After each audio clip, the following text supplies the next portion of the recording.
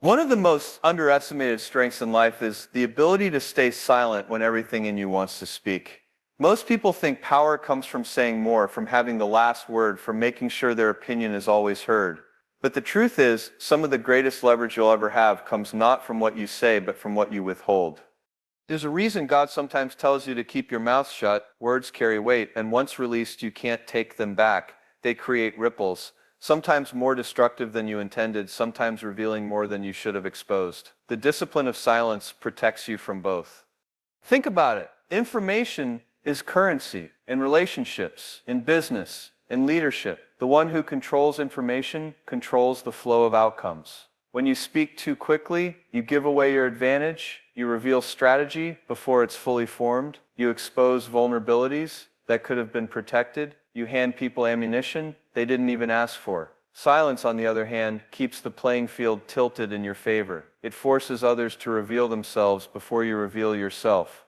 This isn't about deception, it's about discipline. Because not every truth is meant to be spoken in the moment you feel it. Timing is everything. The same words spoken too early can cause chaos, while the same words spoken at the right time can create transformation. That's why silence is strategic. It buys you time, it allows you to evaluate not just what you want to say, but whether saying it is necessary at all. Psychologically, silence also creates tension, and tension can be powerful. When you resist the urge to fill the space, other people often feel compelled to, and in that compulsion, they reveal more about themselves than they intended. You learn what drives them, what fears they carry, what motives are hidden beneath the surface, all because you chose not to rush in with your own words. Philosophically, silence is also an act of humility. It's a recognition that your perspective isn't always required, that sometimes wisdom looks like restraint. In a culture where everyone is broadcasting, posting, and promoting, choosing to say nothing can actually make your presence louder. People notice the difference. They pay attention when you finally do speak, because your silence has trained them to understand that when you talk, it matters. I've seen this dynamic play out countless times in leadership. The best leaders aren't the ones constantly talking, they're the ones who know when to talk and when not to.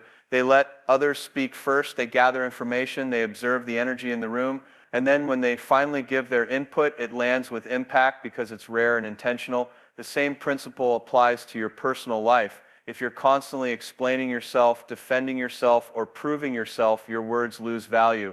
But if you learn to be selective, your words gain weight. Now, let's look at it from another angle. Silence doesn't just protect you from others, it also protects what God is doing in you. Some things are still in process. They're not ready to be announced, not ready to be shared.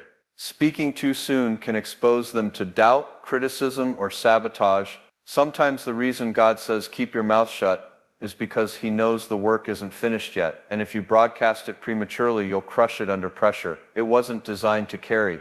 This is especially true with vision. Big ideas, whether for your life or for your relationships, need incubation. They need time to develop before they can withstand scrutiny. If you rush to announce them, you invite opinions that can distort your clarity. Silence, in this case, is a shield. It gives your vision space to grow until it's strong enough to stand on its own. There's also an emotional element to silence. How many conflicts in your life could have been avoided if you had simply chosen not to respond in the heat of the moment? Words spoken in anger almost always overshoot the target. They wound deeper than intended, and even when forgiven, they're rarely forgotten. Choosing silence in those moments isn't weakness, it's mastery. It's the ability to prioritize long-term relationship health over short-term emotional release. And here's the paradox. Silence feels passive, but it's actually one of the most active strategies you can employ. It requires self-control, patience, and confidence. It requires you to be secure enough not to prove yourself with words. It's easy to speak, it's hard to stay quiet, and in that difficulty lies its power. Of course, silence doesn't mean you never speak. It means you don't speak carelessly. You don't give everyone access to your thoughts, your strategies, your dreams. You understand that your words are like capital, finite resources to be invested wisely. And when you do speak, you do it with intention, knowing the moment calls for it.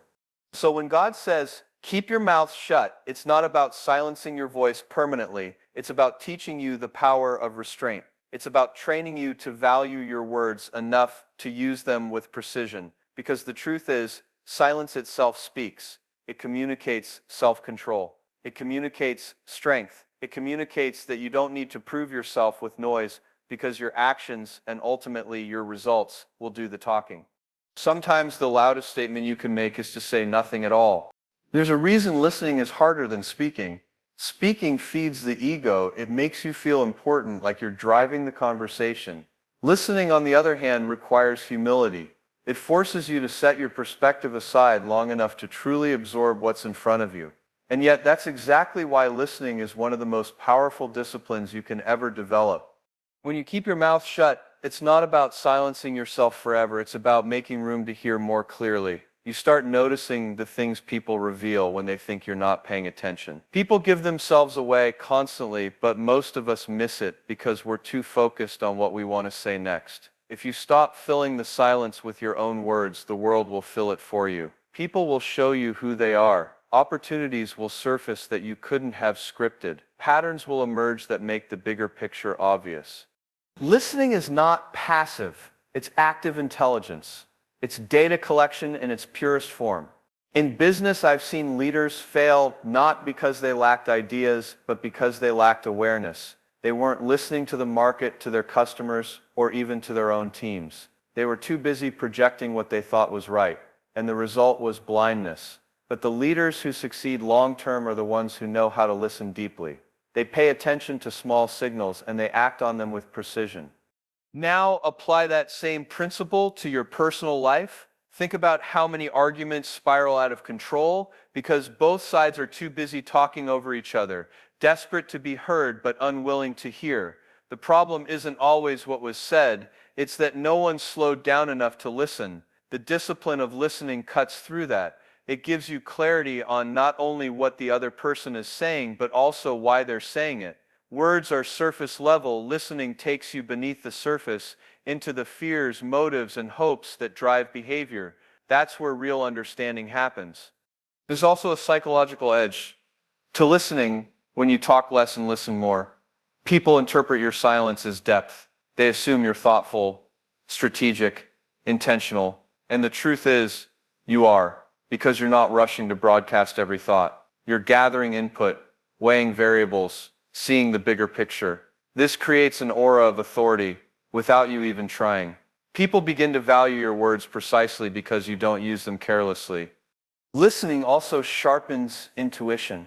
When you create space to pay attention, you start noticing patterns others overlook. You pick up on tone, body language, inconsistencies in stories. It's not about suspicion, it's about awareness. It's about training yourself to see the full picture, not just the parts people want you to see. Over time, this becomes a kind of instinct. You just know when something's off or when an opportunity is about to present itself. And that instinct, born out of listening, becomes one of your greatest advantages.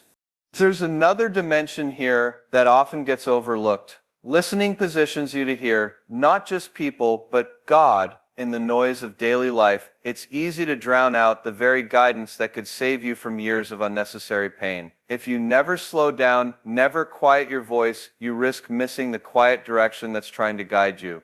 God often whispers, not because he's weak, but because he wants to see who's disciplined enough to lean in. Listening becomes a spiritual practice. It's how you align yourself with wisdom that's bigger than your own perspective. But let's be clear. Listening isn't the same as being passive. It's not about sitting back and letting life happen to you. It's about using listening as a strategy. You're not silent because you have nothing to say.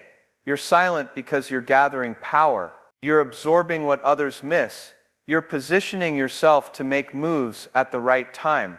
When you finally do act, you do it with accuracy because you took the time to listen first. I'll give you a truth that many people miss. The world reveals itself to the one who listens. Opportunities, threats, alliances, betrayals, all of it is detectable if you're willing to listen. The challenge is that listening requires patience, and most people are too impatient to wait for the full picture. They jump in, interrupt, assume, and in doing so they lose the advantage. But if you can discipline yourself to stay quiet, to resist the temptation to dominate the moment, you'll start to see what others are blind to. In the end, the discipline of listening is really about control. Control of your impulses, control of your emotions, control of your need to be validated, and that control becomes strength. It allows you to step into any situation with calmness, clarity, and presence. People feel it, they sense it. And in a world where noise is constant, your ability to listen will set you apart more than almost anything else. So the next time you're tempted to jump in with an answer, pause, hold back, listen a little longer. Let the silence do its work. Because in that silence, you'll gain what others miss.